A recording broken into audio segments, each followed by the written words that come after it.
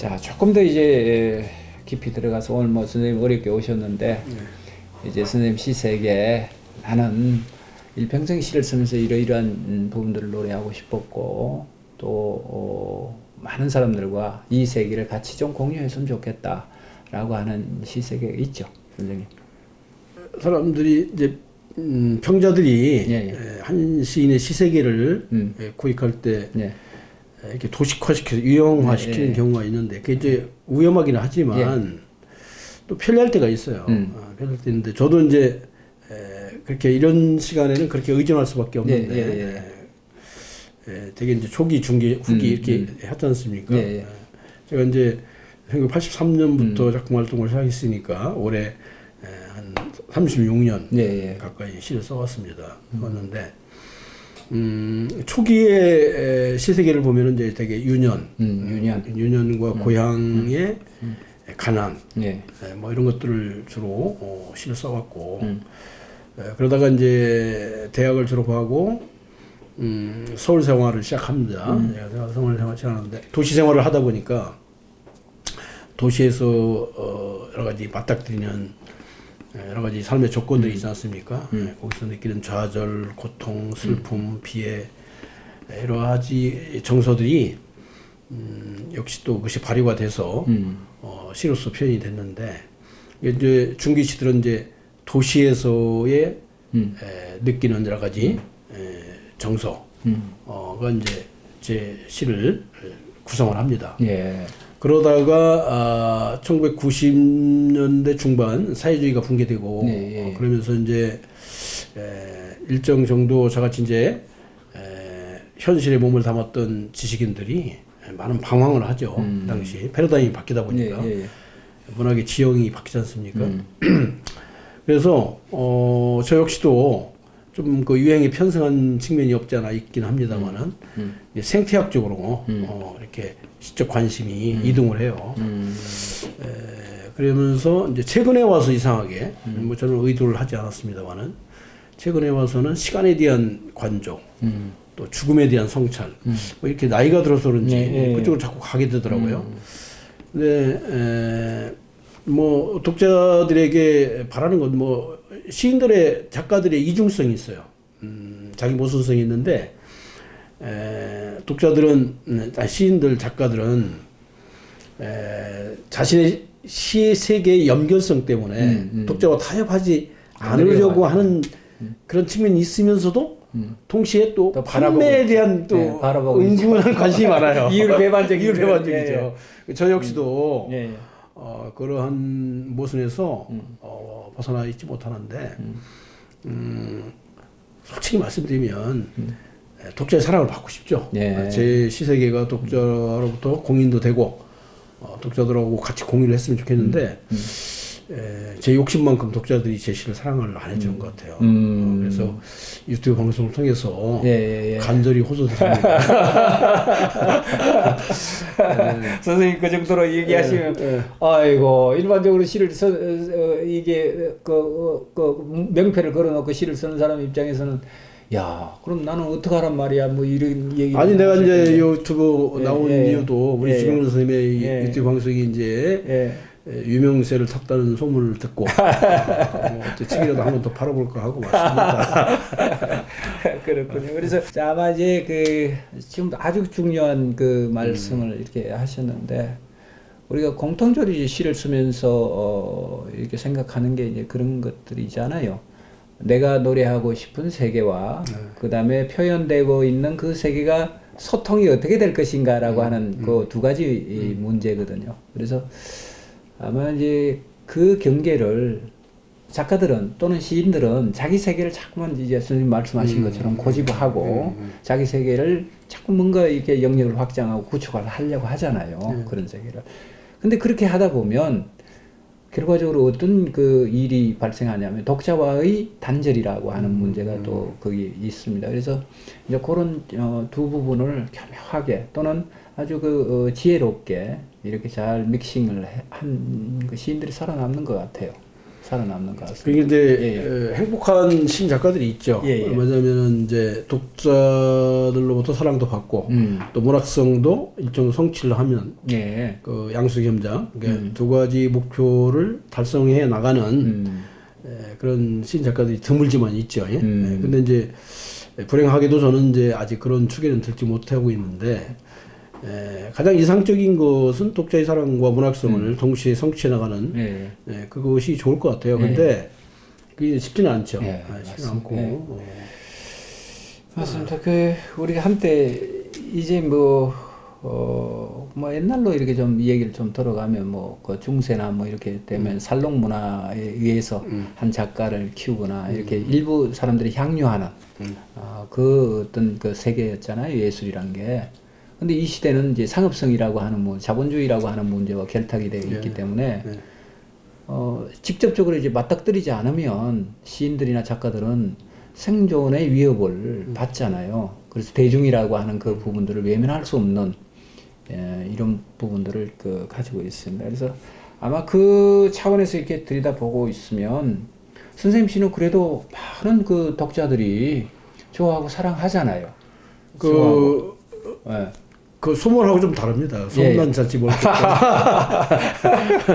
제가 욕심이 좀 과해서인지는 모르겠습니다만 아주 안 팔리는 시는 아니죠. 근데 그럼요. 그런데 그 시단에서는 좀 알려진 것 같은데 또 시지망생들이라든지 이런 분들한테는 알려졌는데 일반 대중들은 저를 이렇게 인지하지 못하는 부분이 굉장히 많고요. 제가 낸 책들이 꽤 많은데 한 번도 베스트셀러가 된 적이 없어요. 없습니다. 욕심을 너무 많이 가지신 거 아닌가요? 욕심이 많으시죠. 우리가 꿈이죠. 그런 게 이제 독자들의 사랑을 듬뿍 받고 많은 대중들이 내 시를 외우고 즐기고 이렇게 해줬으면 좋겠는데 그 운인 것 같아요. 아마 이제 처음에 우리가 그 얘기를 했지 않습니까?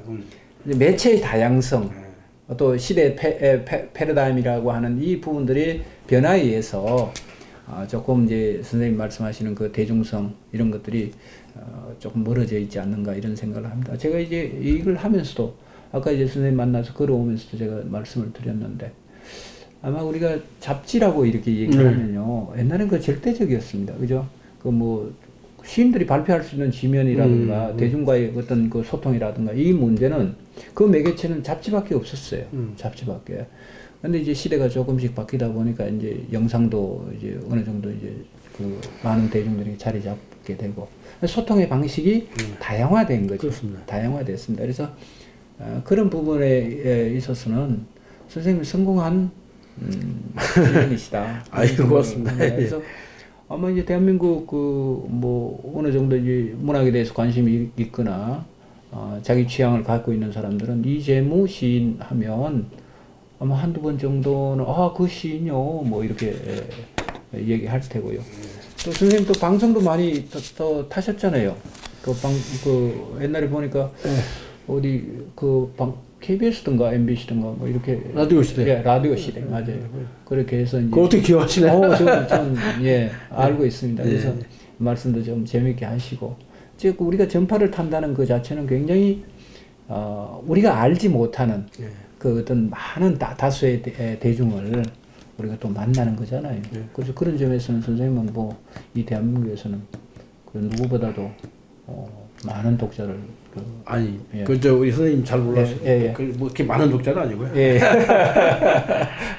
알겠습니다. 자, 좋습니다. 자, 우리가 이제 이 얘기를 이렇게 해 오면서 시 한 편을 선생님 아주 좋은 목소리로 좀 듣고 또 이 얘기를 이어가도록 하겠습니다. 위대한 식사라고 하는 시군요. 위대한 식사 이재무.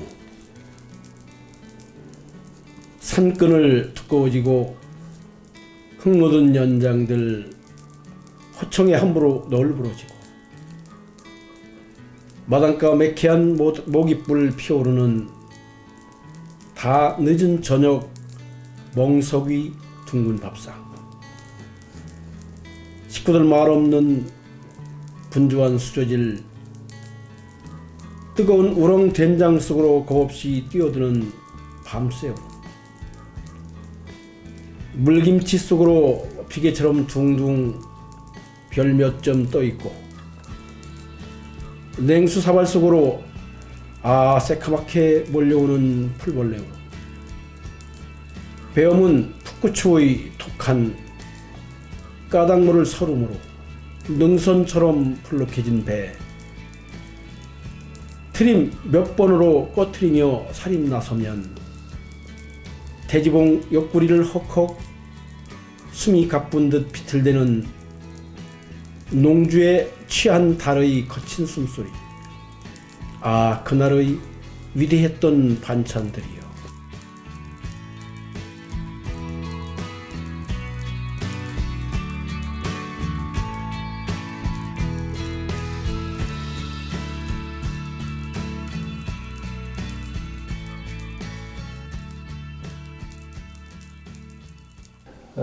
이 시를 이렇게 가만히 듣거나 이렇게 읽으면 왜 슬퍼지는 느낌, 슬픈 느낌이 이렇게 들죠? 근데 이 시는 사실은 제가 이제 서울시 문학상을 받은 작품이 길 위의 식사라는 게 있어요. 길 위의 식사. 길 위의 식사하고 이렇게 같이 대조해서 읽으면 그 유의미한 시 이해가 되겠습니다. 좀 설명을 드리면 길 위의 식사 한번 읽어볼까요? 여기 길 위의 식사가 여기 있는데 길 위의 식사 이 제목. 사발에 담긴 둥글고 따뜻한 밥 아니라 비닐 속에 든 각진 찬밥이다. 둘러앉아 도란도란 함께 먹는 밥 아니라 가축이 사료를 삼키듯 선체로 혼자서 허겁지겁 먹는 밥이다. 고수레도 아닌데 길 위에 밥알 흘리기도 하며 먹는 밥이다. 반찬 없이 국물 없이 목매게 먹는 밥이다. 울컥 몸 안쪽에서 비릿한 소름 치밀어 올라오는 밥이다. 피가 도는 밥이 아니라 으스스 몸에 한기가 드는 밥이다. 자, 이런 시인데 이 식사 장면이 아주 대조적이죠. 이 길위의 식사는 말 그대로 혼자 먹는 밥이고, 요 길위의 식사는 삼각김밥입니다. 빈속에 각이 들어있고. 근데 위대한 식사는 다 서름이 들어있어요. 여기도 서름이 있고 여기 서름이 있는데 서름의 질이 다르죠. 이 서름은 그래도 향수가 있어요. 왜 향수가 있냐면 가족 공동체, 그 저녁에 시골에서 이 여름날 마당에 멍석이 펼쳐진 거죠. 왜냐면 더우니까 멍석에 이제 조리밥상, 그렇죠. 둥근 밥상이죠. 둥근 밥상. 거기에 이제 시골 말로 건건이라고 했는데 반찬이 있고, 그러다 보니까 이 시골 밥상 위에는 여기 시에는 다 안 들어갔습니다만은 개구리 울음도 뛰어들고 뭐 초생들도 들어가 있고. 맞습니다. 그래서 위대한 식사인 겁니다. 우주를 먹는 거예요. 뭐 거기다 물김치를 먹다가 별하고 수저가 부딪히는 소리도 나고. 진짜 소리가 들리면 병원에 가야겠습니다. 이렇게 해서 뭐 별도 건져 먹고 또 개구리 울음도 떠먹고 이렇게 해서 풍성하게 우주를 이렇게 만찬을 즐기는 거죠. 우주 만찬을. 그렇지만 이거 가난하죠. 가난하지만 그 가난의 서름이 처절하지는 않죠. 그러니까 가난 속에서 오는 서름이긴 한데 그냥 뭐 견딜만한 서름이에요. 이 서름은. 그러니까 선생님 시를 이렇게 보면 뭐 전체를 다 제가 일람을 하지는 못했지만 이렇게 쭉 이렇게 보면 밥 얘기가 참 많이 나옵니다. 밥 얘기가 참 많이 나오고 식사 얘기. 그 자연의 풍광에 대한 얘기가 참 많이 나오고요. 근데 저는 참 특이하게 봤던 것이 밥 얘기가 참 많이 나오거든요. 근데 밥이란 것은 참 귀하잖아요. 밥이란 것은 생명과 결부가 되어 있는 문제고, 또 거기는 우리가 밥을 먹다라고 하는 걸, 밥을 먹는다라고 하는 것은 굶지 않는다라고 하는 그 하나의 이면이 또 있죠. 근데 이제 이 위대한 식사를 이렇게 보면 참 그 선생님도 말씀하신 것처럼 가난하지만 가난하지만 참 아름다운 밥이구나. 참 아름다운 밥이구나. 근데 그 가난과 아름다움이라고 하는 그 두 가지 세계가 이렇게 중의적으로 여기 배어 있어서 이런 사람들로 하여금 이렇게 가슴이 좀 찡한 그런 느낌을 이렇게 들기도 합니다. 그래서 이게 보면 아주 뭐 괜찮은 정말 우리가 한번 그 복기를 해서 옛날을 복기해서 이렇게 생각해 볼 수 있는 그런 시어들이 참 많습니다. 그 의미도 많고요. 산끈을 두꺼워지고 흙 묻은 연장들 헛청에 함부로 널브러지고 아까 우리가 도시에서는 이런 게 함부로 널브러질 수 없잖아요. 도시에서 도시에서의 삶이란 함부로 널브러질 수 없고 그 고향이라고 하는 집이라고 하는 그 공간에서 충분히 자유로워지는 그런 모든 사물들입니다. 그래서 마당가 매캐한 모깃불 피오르는 다 늦은 저녁 멍석 위 둥근 밥상. 아마 선생님이나 저나 우리 세대는 전부 다 이렇게 크지 않을까요? 그렇죠. 뭐 충청도든 경상도든 강원도든 뭐 저기 멀리 전라도든 관계없이 우리는 농경제 사회 출신이다 보니까. 그렇습니다. 그래서 다 늦은 저녁 멍석 위에 둥근 밥상입니다. 이게 이 시의 참 백미입니다. 둥근 밥상입니다. 선생님이 아까 이 시에도 이제 그 말씀을 이렇게 하셨는데 둥글다라고 하는 것은 평화고 그 평화는 공동체죠. 네, 공동체고 그 안에 이제 생명이 또 움트고 자라나고 이런 세계가 바로 둥근 세계가 아닌가 이런 생각이 듭니다. 식구들 말 없는 분주한 수저질 뜨거운 우렁된장 속으로 겁없이 뛰어드는 밤새 울음. 야, 참 아름답군요. 근데 그 당시에 왜 이렇게 밥 먹을 때 그 말을 못하게 했는지 몰라요. 저도 그렇습니다. 말하면 막 복 나간다고 말해서 되냐고. 근데 아마 제 생각에는 식사가 밥을 먹는다는 게 참 엄숙하고 숭고한 일이기 때문에 그냥 까불거나 뭐 이렇게 하지 말아라 그런 또 의미가 아닌가 싶기도 해요. 하기도 하고 또 이제 가부장제서다 보니까 권위가 지금 생각해보면 참 쓸데없는 권위의식이에요. 밥 먹는 게 축제인데 또 그래서 같이 이제 흥성스럽게 그 하루의 그 일과를 서로 주고받으면서 먹어도 될 텐데 지금 뭐 무슨 종교 행사 하는 것도 아니고 그러니까 엄숙하게 밥을 먹었어요. 아주 고개 숙이고 그냥 그랬던 그 시절이 있습니다. 근데 그거는 또 한편으로 보면 참 슬픈 자화상이 아닌가 싶기도 하고요. 왜냐하면 음식이 풍성하게 이렇게 있으면 여유롭게 먹잖아요. 그죠?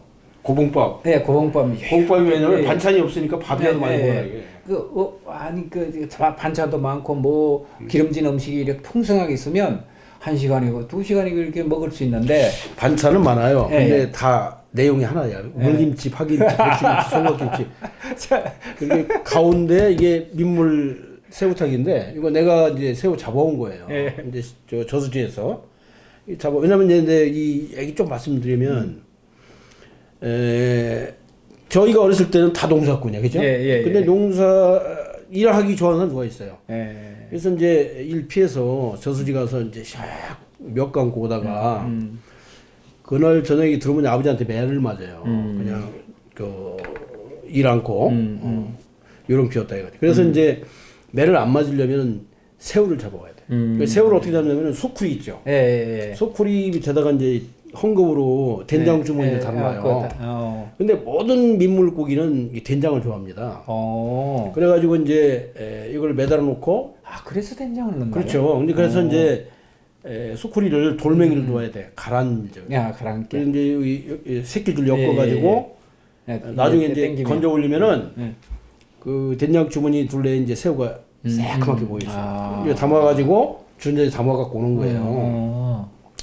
오다가 이제 이게 된장 발기다 죽은 이제 민물새우를 다시 된장에 담고 끓여가지고 이제 애호박을 넣어야 돼. 그 애호박도 시원하죠. 우리 집 거보다는 남의 집 게 맛있어요. 그래서 이제 남의 집 걸 몰래 따옵니다. 몰래 따서 이제 가져오면은 엄니지 엄니 엄마가 남의 집 걸 따온 거 알아요. 그래서 막 욕을 합니다. 근데 옛날 엄마들 욕 잘했죠. 그렇죠. 욕실하려면 굴상말에 돼질러 뭐 엄청 욕하고요. 근데 표정이 굉장히 좋아. 욕을 하는데 지금 생각하면 그게 반어법이에요. 이 말씀은 왜 남의 농사거리 따왔느냐 욕을 하는데 표정이 좋단 말이야. 그게 무슨 뜻이냐면은 잘했다는 뜻이야. 왜 2개 땄냐 3개 따왔냐 땄다지. 그래서 이렇게 하는데 그건 나를 욕할 게 아니라 왜냐면 내 친구는 우리 거 따가니까 똑같아요. 그래서 그게 공동체지 뭡니까? 그래서 이제 이 민물 새우탕이 유일한 이제 반찬거리가 되는 거지. 그래서 이제 조금 더 이 얘기를 이렇게 이어가면 아마 우리가 그 음숙하다는 것은 먹을 게 없으니까 그렇죠. 먹을 게 없으니까 누가 빨리 먹기 전에 그거를 또 먹어야 된다는 이 강박증 이런 것들 때문에 또 음숙해지기도 했지 않을까? 모르겠어요. 이유는 잘 모르겠어요. 하여튼 그것이 남아 있어요. 자, 물김지속으로 비계처럼 둥둥 별 몇 점이 떠 있습니다. 이건 진짜 뭐 세상에 더 없는 아름다운 식사군요. 아름다운 식사입니다. 냉수 사발 속으로 새카맣게 몰려오는 풀벌레 우렁. 배움은 풋고추의 독한 까닭모를 서름으로 능선처럼 불룩해진 배. 트림 몇 번으로 끄뜨리며 살임 났으면 태지붕 옆구리를 헉헉 이렇게 나오는데 태지붕이라는 게 참. 그 저희 태지붕이 저희 동네 산 이름이에요. 봉우리.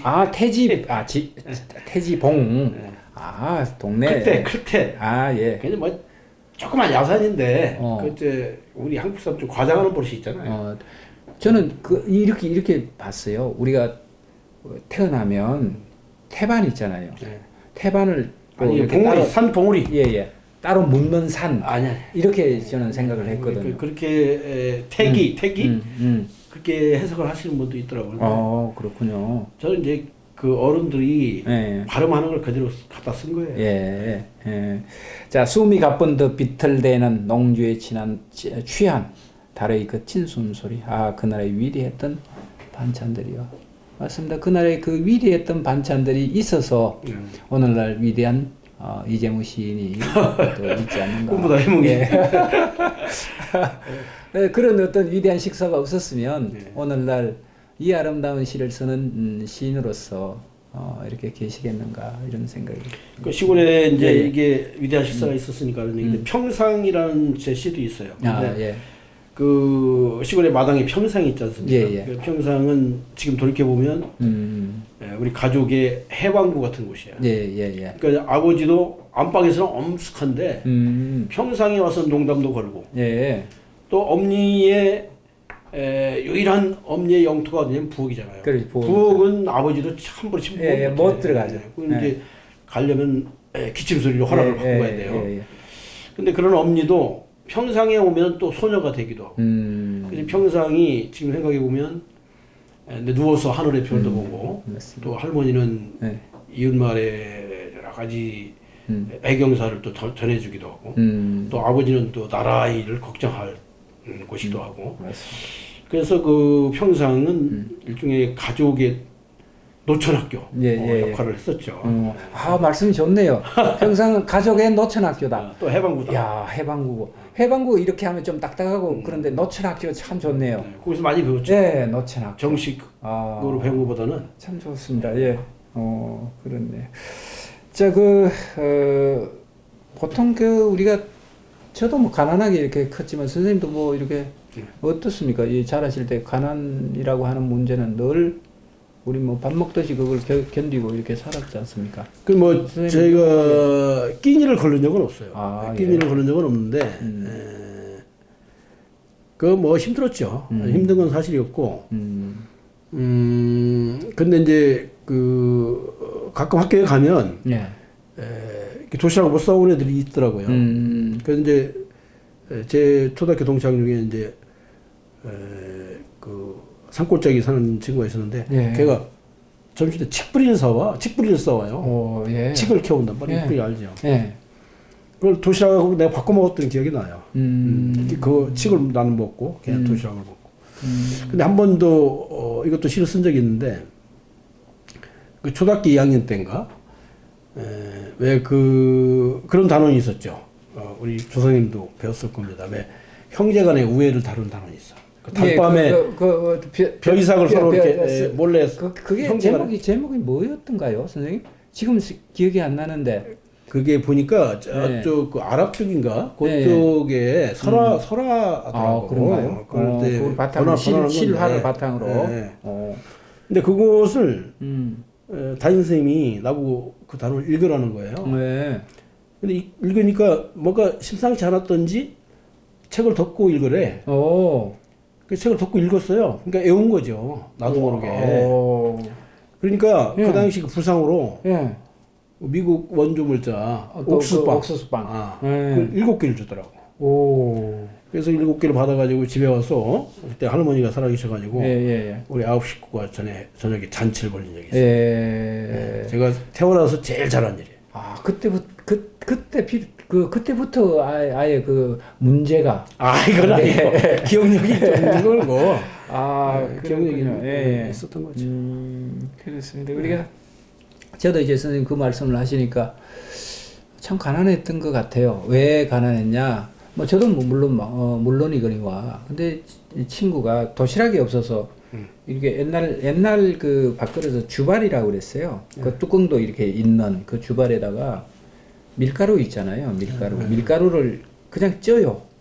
그냥 이렇게 쪄서 그걸 이제 그 주발에다가 이렇게 갖고 오고요. 그 다음에 반찬이 김치 뭐 이런 게 아니고 고추장, 된장을 옆에 이렇게 해서 이제 옵니다.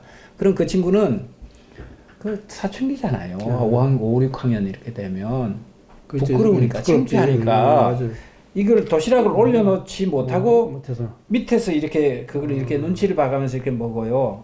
그게 저는 너무 가슴이 아팠거든요. 그걸 이렇게 보면서. 그래서 같이 이제 바꿔 먹기도 하고 애들도 뭐 그때는 애들이 다 착했어요.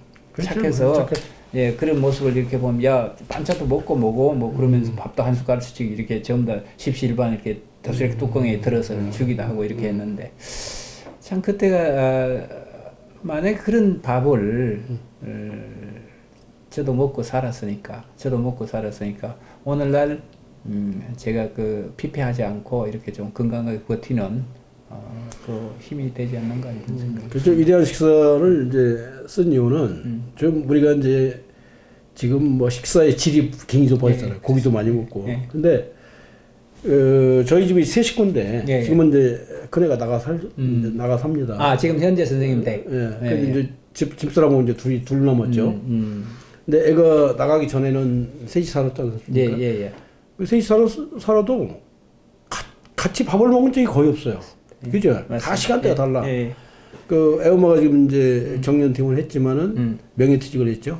학교 선생이었어요. 그러니까 출근 시간대가 다른 거야. 그리고 애가 또 학교 다니고. 그 저녁에 뭐 또 다들 외식하고 누르기도 하고 뭐 이러다 보니까 같이 밥 먹는 시간이 거의 없더라고. 맞습니다. 그래서 그때를 떠올렸죠. 우리가 가난하게 살았지만 식사만큼은 같이 어울려 먹었던 그 아름다운 추억을 한번 떠올렸고. 그래서 한번 써본 겁니다. 그래서 우리가 이제 밥 얘기가 자꾸 많이 이렇게 나오는데 밥을 먹으면서 저는 이 시를 이렇게 보면서 선생님 지금 그 말씀을 하시니까 우리는 지금 풍족한 시대를 살아요.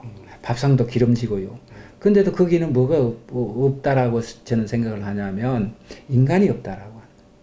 그렇죠. 인간이 없다. 인간도 없고.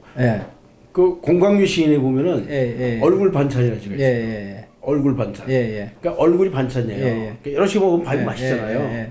그러니까 여럿이 먹으면 반찬 수가 늘어나는 거야. 그래서 얼굴 반찬이라는 말을 썼는데 지금 뭐 혼밥이다 뭐 이런 걸 나오잖아요. 혼밥.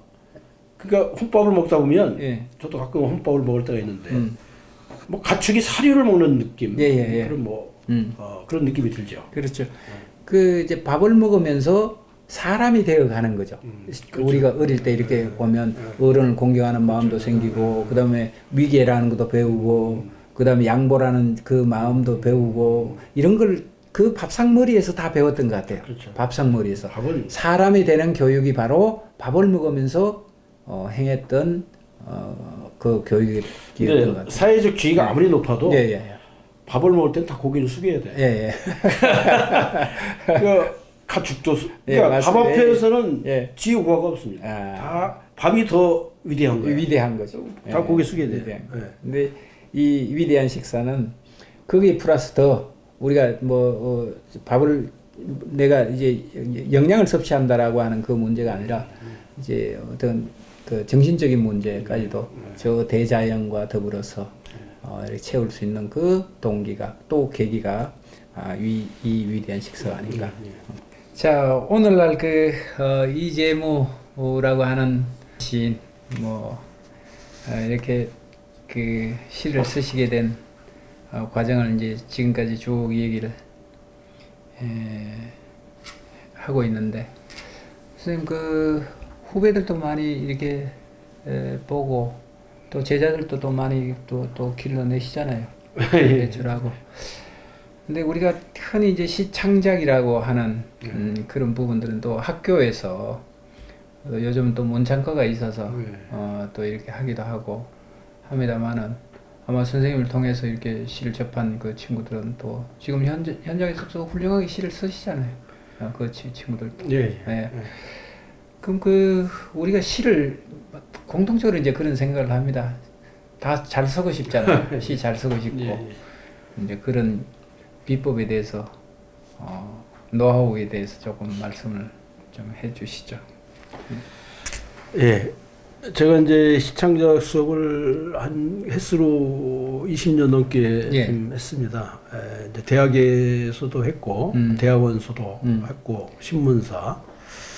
지금은 이제 백화점 문화센터에서 예. 강의를 하고 있고, 서울 디지털대학에 아직 적을 두고 있습니다. 근데 시창작 방법에 대해서는 특별히 노하우가 있는 건 아닌데, 또 범위가 너무 넓기 때문에 이 시간에 다 소개를 해드릴 수는 없고 제가 아는 몇 가지만 소개를 하면 저는 이제 시인은 기본적으로 시적 표현에 능한 사람들이다. 그러니까 흔히 말할 때 그 일상적 표현과 시적 표현이 좀 차이가 있지 않습니까? 그 시적 표현은 이제 언어의 전이현상에 능한 사람들이 시인 것 같아요. 언어의 전이현상. 그 언어의 전이현상이라는 건 뭐냐면 일상의 어법에서 벗어나는 거죠. 그러니까 시적 표현은 일상 언어의 어떤 중력으로부터 좀 벗어나는. 그러니까 언어 일상 어법의 중력으로부터 이렇게 이탈하려고 하는 그런 긴장이 있어야 됩니다. 그걸 언어의 전이현상이라고 하는데 우리가 넓게 보면 그것도 비교라고 할 수 있어요. 그러니까 예를 든다면은 이제 우리가 일상생활에서도 그런 언어 전이현상을 씁니다. 예를 든다면은 어떤 분이 옷을 좀 요란하게 입고 왔다. 그러면 이런 얘기를 하잖아요. 옷 색깔이 튄다. 튄다. 근데 튄다라는 동사는 되게 액체와 관련될 때 쓰는 말이에요.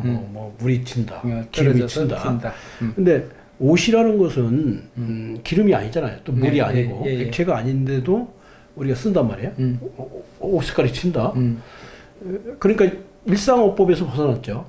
그런 것이 이제 시적 표현이라고 할 수 있는데 또 우리가 일상생활에서 야, 나 어디 가서 물 먹고 왔어? 물 먹고 왔어.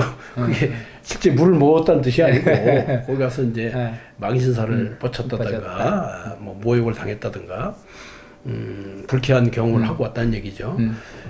그런데 그렇게 쓴단 말이죠. 그것도, 어떻게 보면, 넓은 의미에서 시적 표현이에요. 근데, 이제 오래 쓰다 보니까, 이게 이제 하나의 관용어구가 됐는데, 눈에 밟힌다 이런 말도 있지 않습니까? 근데 시에서 그런 표현이 굉장히 많습니다. 자, 예를 든다면은 제가 이제 시골 출신이다 보니까 이제 고향을 내려가면 여름날에 논두렁에서 개구리 울음소리가 튀어나와요.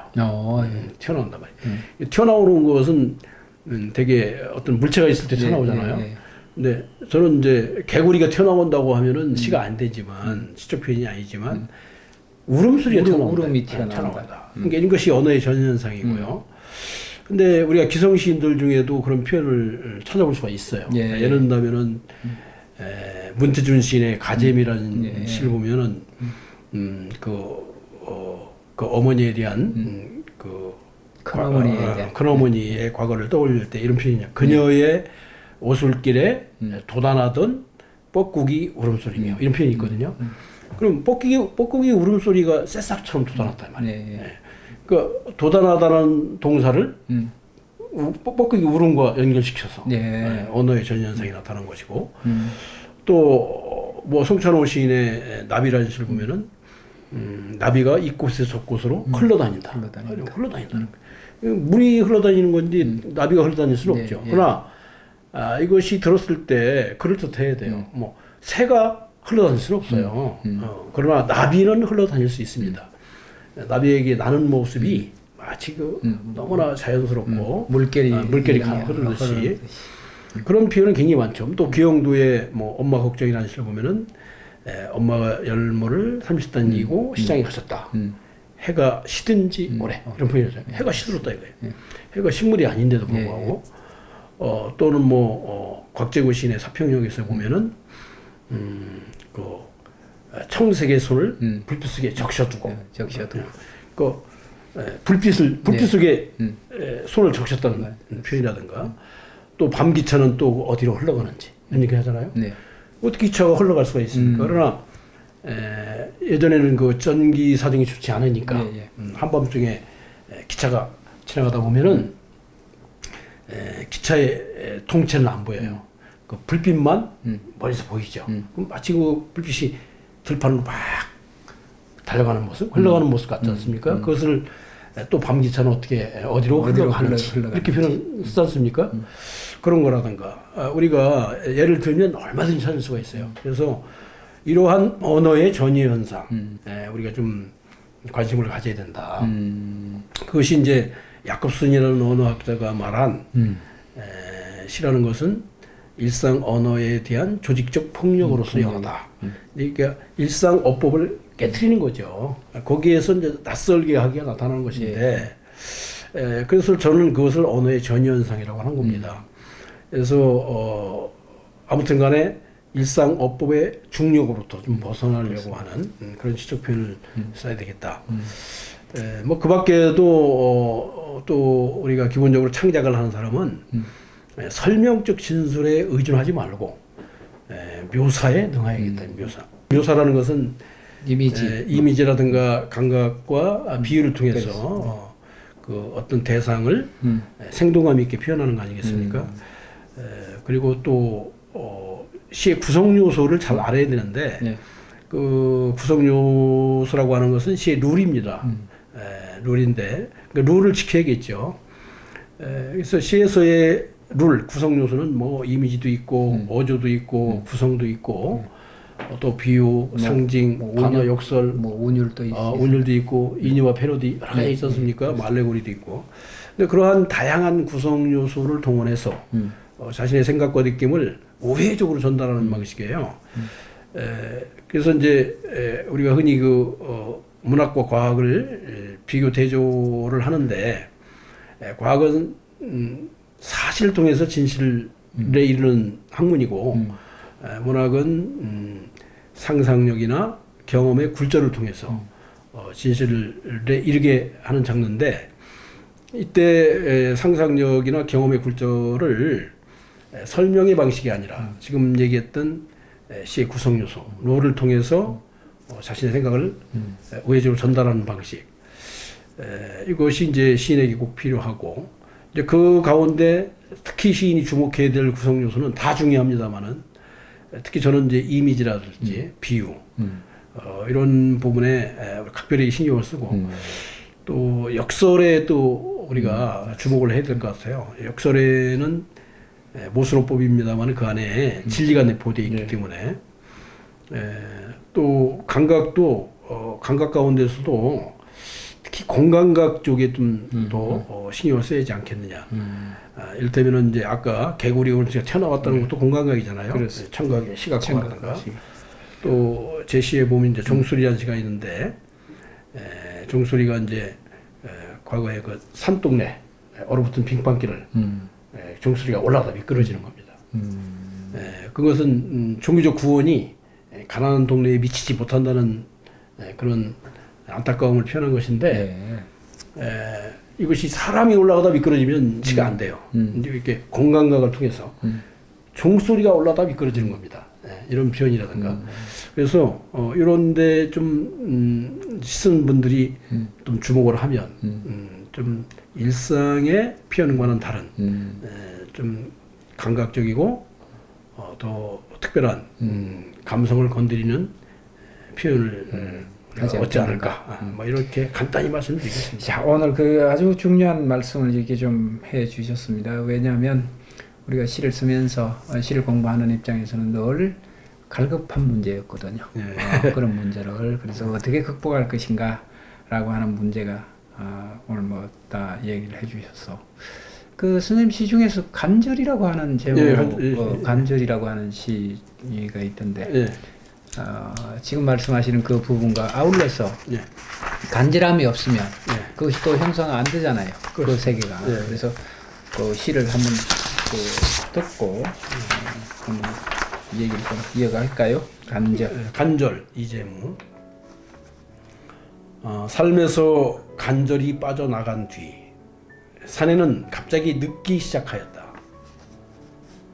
화로가 품은 알같이 우글거리던 그 많던 간절을 누가 다 먹어치웠나. 간절히 빠져나간 뒤 몸쉬 달아오르지 않는다. 달아오르지 않으므로 절실하지 않고 절실하지 않으므로 지성을 다할 수 없다. 여생을 나무 토막처럼 살 수는 없는 일. 산에는 간절을 찾아 나선다. 공같이 튀는 탄력을 다시 살아야 한다. 우리 시인들에게는 무엇보다도 가장 어떻게 보면 뭐 시적 세계를 유지해 가기 위해서는 간절함이라고 하는 그것이 바탕이 되어야 되지 않겠는가 이런 생각을 합니다. 뭐 여기에 대해서 글쎄요, 저는 이제 스프링이라는 시를 쓴 적이 있는데 스프링이라는 그 영어 어원을 보니까 이것이 이제 봄이라는 뜻도 있고 샘물이라는 뜻도 있고 탄력이라는 뜻도 있고 여러 가지 다양한 뜻을 갖고 있더라고요. 그래서 이제 쉽게 말하면 그 용수철 아닙니까? 서사나무 스프링 용수철. 근데 용수철이 이제 공장에서 갓 출하가 됐을 때는 탄력이 있어요. 반동의 힘이 있죠. 누르면 튀어오르는. 젊은 날은 이런 그 처음 그 공장에서 출하된 용수철처럼 탄력의 그 반동의 그런 긴장을 가지고 우리가 살아가는데 스프링을 오래 쓰다 보면 이게 탄력이 줄어들어요. 줄어들어서 나중에는 무용지물이 되는데 그래서 나이가 든다는 것은 오래 쓴 스프링 같은 존재가 아니냐 이런 생각을 해봤어요. 그래서 그와 연관을 시킨다면 이제 간절도 그런 그 용도가 다한 스프링 같은 그런 나이에 그 안타까움을 쓰는 겁니다. 그래서 우리가 흔히 그런 얘기를 하잖아요. 뭐냐면 나이가 든다는 건 뭐냐? 물리적인 나이하고 정신적인 나이가 다르잖아요. 정서적인 나이. 그래서 시인에게는 이런 그 탄력을 잃지 않는 삶이 중요하지 않을까. 예술가들의 그 숙명은 참 가혹한데 죽을 때까지 현역해야 됩니다. 현역해야 되고 시지프스 후회라서 끝까지 돌을 끌어올려야 되는 그런 고역이 있죠. 그래서 이제 그때 가장 필요한 에너지가 간절이라고 생각합니다. 맞습니다. 우리가 늘 그 시인이 가장 두려워하는 일이 이제 그 간절함을 잃어버리고 간절함을 잃어버리면 시적 정신을 잃어버리고 그렇죠. 자기의 어떤 세계성 이런 것들이 다 와해가 되어버리는 그런 걸 다 가장 두려워하잖아요. 걱정을 하고 그래서 오늘 뭐 선생님 더없이 좋은 말씀을 이렇게 해주고 계십니다. 자, 여기에 이제 또 우리가 선생님 직접 우리 영상으로 들어갈 시가 한 편이 이제 정리가 될 텐데 이게 마지막 시입니다. 선풍기라고 하는 시를 한번 이제 머지않은 이제 여름이 올 테고 봄이 가면 여름이 올 테고 한번 같이 음미를 해보시죠. 네. 가장 최근에 나온 시집에 실린 시인데 선풍기 이재무. 한여름 내내 수도 없이 발가락으로 선풍기를 켜고 끄면서 사랑도 이렇게 켜고 끌 수 있다면 그건 사랑을 노예나 기계처럼 부리는 일이라는 생각에 고개를 좌우로 흔들다가 선풍기는 수요만큼 공급하는 이상적인 바람 공장이라는 생각에 고개를 위아래로 몇 번 끄덕이다가 세상의 모든 도는 것들이 오른쪽을 고집하는 것은 지구의 자전과 상관이 있을 거라 생각하다가 선풍기를 처음 만든 이는 휴머니스트일 거라는 추측에 잠시 고개를 숙였다가 도대체 선풍기처럼 단순하게 사는 인간도 있을까? 혀를 끌끌 차다가 혹여 내 인생을 하나님께서 선풍기처럼 켜고 끄며 관장하고 있는 것은 아닐까 하는 생각에 갑자기 속이 더워져 바람의 세기를 한 단계 높이게 되었다.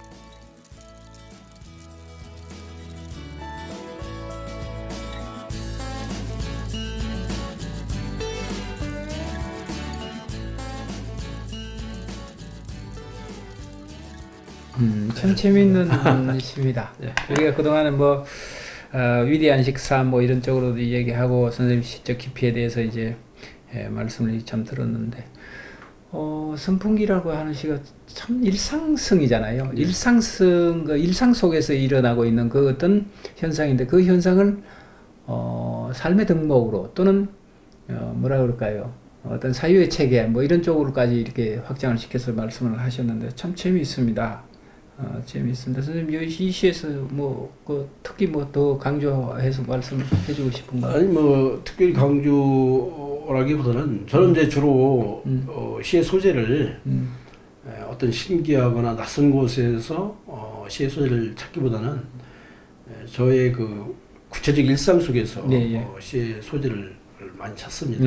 그래서 이제 한마디로 명명을 한다면 생활시라고 할 수 있는데.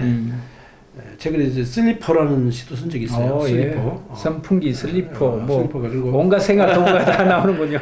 슬리퍼 같은 신발도 가만히 보면은 어디 그 격식이 있는 자리는 주로 신을 수가 없어요. 뭐 결혼식장이라든가 장례식장에 슬리퍼를 신고 갈 수는 없죠. 되게 집 주변에서 뭐 슈퍼마켓을 간다든가 뭐 집 안팎 그렇게 막 누구나 구겨 신고 아무나 신고 하다가 쉽게 버려지는 또 그런 신발 아닙니까? 근데 가만히 생각해 보니까 그런 신발이 사람으로 치면은 우리 어머니 같은 존재였단 말이죠. 어머니가 어디 뭐 격식 있는 자리라든가 이런 데는 요즘 어머니들은 좀 다르지만 옛날 어머니들은 그런 측면이 있단 말이죠. 그래서 슬리퍼에서 어머니를 찾은 거죠. 그리고 안개꽃처럼 늘 누군가의 배경이 됐지 않습니까? 배경으로만 존재하다가 가시는 존재.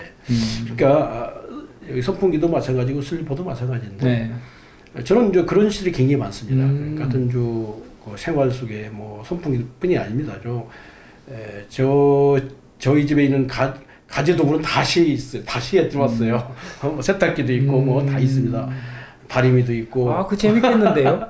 그 생활 소품들, 이 소품들을 이렇게 모아서 한 권의 시집으로. 됩니다. 한 권의 시집이에요. 저는 이제 그게. 재밌겠는데요. 몇십 편이 넘습니다. 넘는데, 뭐 수건도 있고, 뭐 나무도마도 있고, 뭐 냄비도 있고, 뭐 다 있어요. 전기밥솥도 있고, 뭐 진공 청소기도 해서 없는 시가 없어요. 그래서 저는 항상 시를 배우신 분들한테, 특히 여자분들한테, 왜 시를 엉뚱한 데서 쓰려고 하느냐. 어렵게 찾으려고 하냐. 여러분들이 생활하는 그 속에 다 시가 들어있다. 다만 이제 시는 견자인데 거기에서 발견하는 사람이다. 그러니까 선풍기도 뭐 특별한 그 계기가 주어진 건 아니고 여름날에 뭐 그렇지 않습니까? 시에 나오는 것처럼 선풍기를 손으로 키는 사람 별로 없어요. 거의 발로.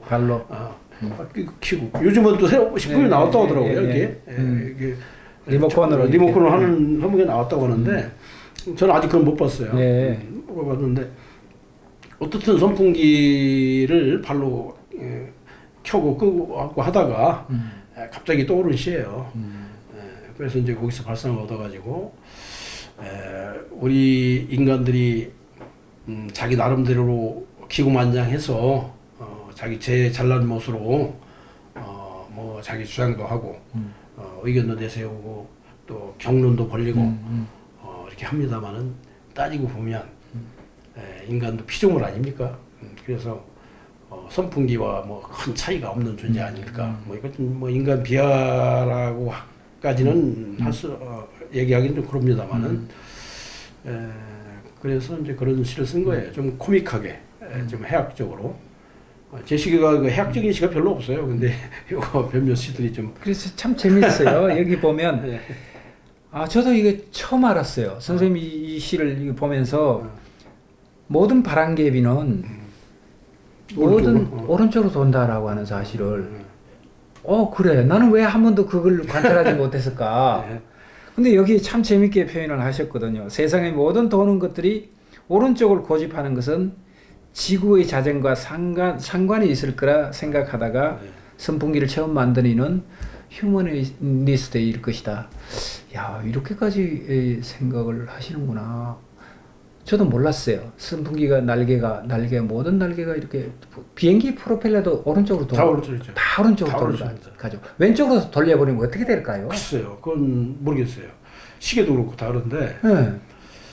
네. 그래서 저도 생각을 해봤죠. 왜 다 오른쪽으로 돌까? 선생님 참 특이하게 생각을 하시는구나.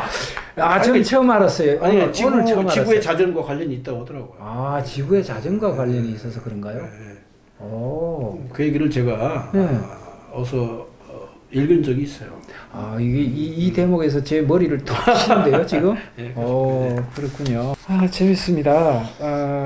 뭐, 앞으로 기대를 해도 좋겠네요. 선생님, 뭐, 생활 공간에서 늘 맞닥뜨리는 그 대상들, 사물들을 전부 다 시화해서 노래하는 그 시집 한 권.